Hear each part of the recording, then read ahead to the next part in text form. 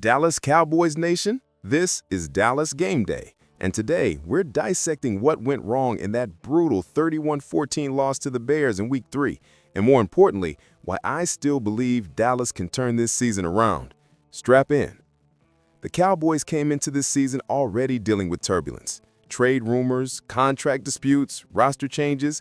The biggest move was trading Micah Parsons to the Green Bay Packers in late August for 2 first-round picks and defensive tackle Kenny Clark.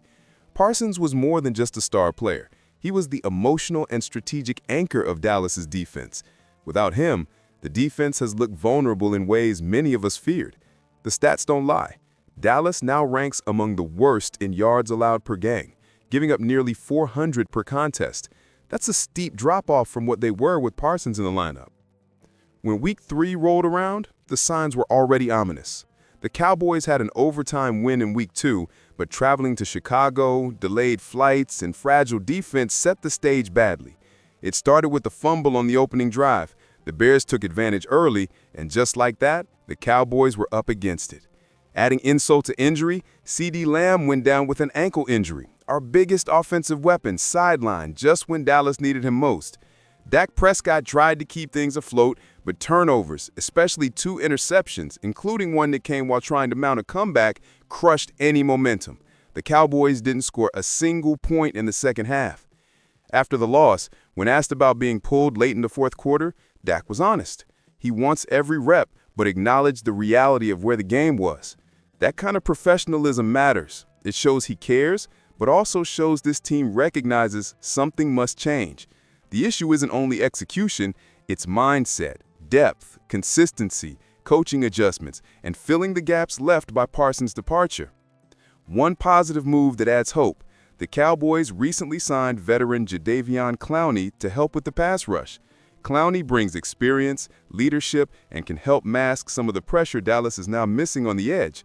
This addition is critical because without consistent pass rush, coverage breakdowns become more costly, and opposing quarterbacks like Caleb Williams have enough time to dissect us. Looking ahead to Week 4, this is a must-win environment.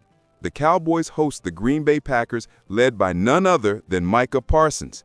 Parsons has finally exited the injury report, signaling he may be unleashed, meaning the same guy Dallas traded away will now be a direct challenge to their defense. Everything about this game is big. Shutting down Parsons, protecting Dak better, figuring out who steps up in Lamb's absence, and showing that this team has more fight than fear. Here's my conclusion. Despite everything, losses, injuries, trades, Dallas is still far from done. This season is not over. It can be salvaged. The offense has weapons, the coaching staff has shown resourcefulness, and the additions on defense show the front office isn't just sitting back. If this team responds with effort, discipline, fewer mistakes, sharper defense, and more effective game plans, Dallas still has a path forward. But make no mistake, the window is narrowing. Week 4 defines a lot. So now, Cowboys Nation, I want to hear from you.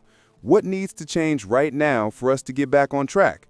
Defense, offense, Dak, coaching, mindset? What's your take?